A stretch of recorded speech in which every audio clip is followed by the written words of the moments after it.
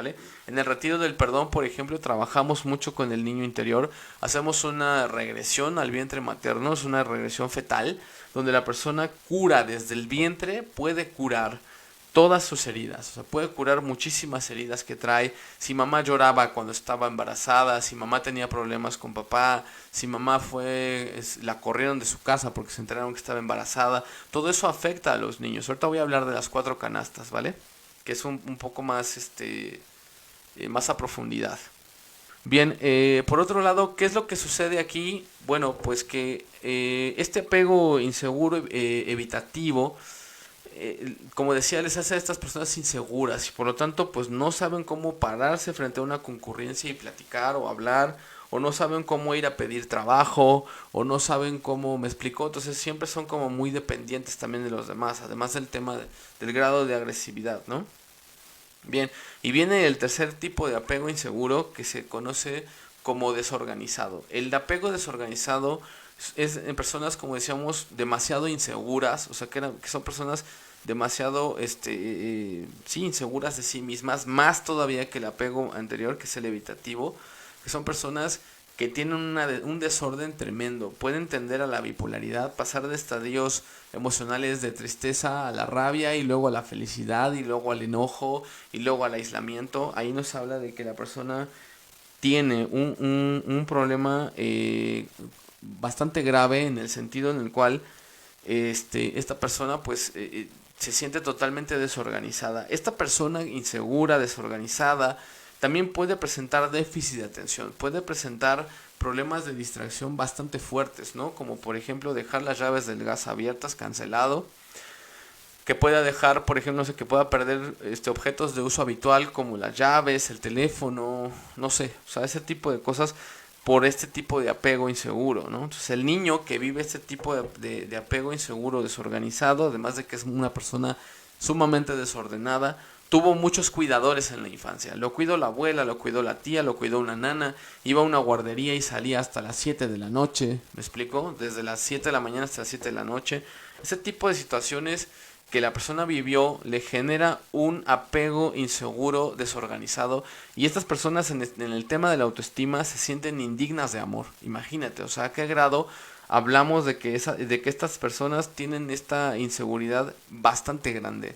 Entonces, si hablamos del apego inseguro, también estamos hablando, como lo decíamos, del tema de la autoestima, ¿ok? Y que en el tema de la autoestima definitivamente afecta, porque esta persona, el último apego inseguro, hablamos de que se siente la persona indigna de amor. Bien, ahora vamos a las etapas de desarrollo en el vientre materno. En el vientre materno, quien tuvo una amenaza de aborto, quien fue una persona que okay, no lo esperábamos, no iba a nacer, no, esa persona también se siente indigna de amor. De hecho, en el caso de las mujeres, por ejemplo, que tuvieron ese problema de esperaban un varón y nació mujer y que son zurdas, el ser zurdo, acuérdense que es nacer del sexo contrario al que se era deseado en la mayoría de los casos. Entonces, puede ser que a lo mejor ahora no sea zurdo, pero pudo presentar una surdera en la infancia, que después ya lo acostumbraron con la mano derecha, bueno, puede ser, se corrige, aparentemente se corrige.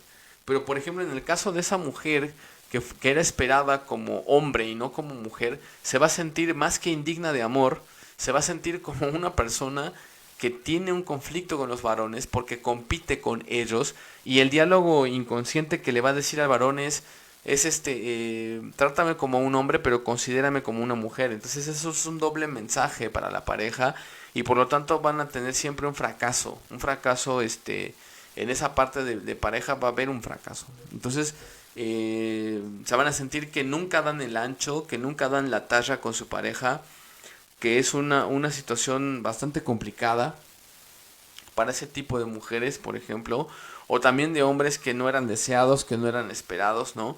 Hay personas, por ejemplo, que vivieron con ese tema de no ser esperados en el embarazo y que por lo tanto se ocultaban en el vientre, o sea, es decir, ya cuando dieron la noticia, ¡pum!, se le botó la panzota a la mamá Y ahí nos damos cuenta que se bota la barriga porque ya el producto es visto, pero antes no. Entonces cuando son adultos, esas personas como que pasan desapercibidas, como que se sienten invisibles, como que nadie los ve. ¿Me explico? Entonces tiene mucho que ver el proyecto sentido, lo que nosotros vivimos desde la infancia. Hay personas, por ejemplo, si hablamos del niño interior, que fueron programadas desde el vientre materno para cuidar a los padres ancianos, ¿no? Y a eso se les llama hijos bastón. Aunque se quieran casar, aunque quieran hacer vida, aunque quieran hacer todo independientemente, y normalmente le toca al más chico, ¿eh? Al más chico de los hermanos es al que le toca, se vuelve el hijo bastón y es un héroe de los padres, que siempre está viendo por la salud de los padres, por la integridad de los padres, por X o Z. Entonces eso, de alguna manera, pues es complicado, porque estas personas no pueden o les cuesta mucho trabajo hacer sus vidas, ¿no? Cuando la persona tuvo ese sufrimiento, sobre todo en la parte, fetalmente hablando, en la última etapa del embarazo, que es los últimos meses o las últimas semanas de embarazo, esa persona puede desarrollar un perfil histriónico. Estas personas que tienen un perfil histriónico son demasiado chantajistas, demasiado actrices o actores, se tiran al piso para que los levanten, pueden ser hiperactivos, o sea, todo este tipo de cosas afectan, por supuesto, en esta etapa, ¿no? Y en la penúltima etapa de las cuatro, bueno, la penúltima canasta o matriz perinatal, hablamos de que estas personas, sobre todo si tuvieron un problema al nacer, no sé, por ejemplo, que pudieron haber experimentado una cesárea o que pudieron haber experimentado algo así como muy fuerte, que una eclampsia, una preeclampsia, una diabetes gestacional, y que la mamá no dilataba y que le pusieron oxitocina para dilatar el canal de parto, o que tenía una labor de parto súper larga y se rompió la fuente y el niño todavía estaba adentro y se estaba asfixiando, etcétera. Esas personas son adictas a la adrenalina. Cuando son adultos son líderes, son adictos a la adrenalina, les gusta correr una moto a más de 200 kilómetros por hora, y hacen ese tipo de situaciones, ¿no? Les gusta mucho la adrenalina y eso no es bueno, no es sano, porque claro, arriesgan su vida. El mayor número de personas que se accidentan son este tipo de personas, que tienen este tipo de nacimiento y este tipo de perfil, que son adictos a la adrenalina. También para apaciguarse a veces pues caen en temas de drogas. Entonces si nos damos cuenta, hay muchísimas situaciones que pueden ocurrir hablando desde el tema del vientre materno. Ah, mira, dice Natalia Díaz, el hijo bastón, la película como agua para chocolate. Pues yo creo que ahí se representa la historia, ¿verdad? Al ratito nos cuentas un poquito más. Si les está gustando la charla, la terapia, entonces regálenos un like, un comentario y compártanla, por favor, porque para nosotros es muy importante que nos puedan ayudar a compartir toda esta sabiduría y esta información de valor que es para todos ustedes.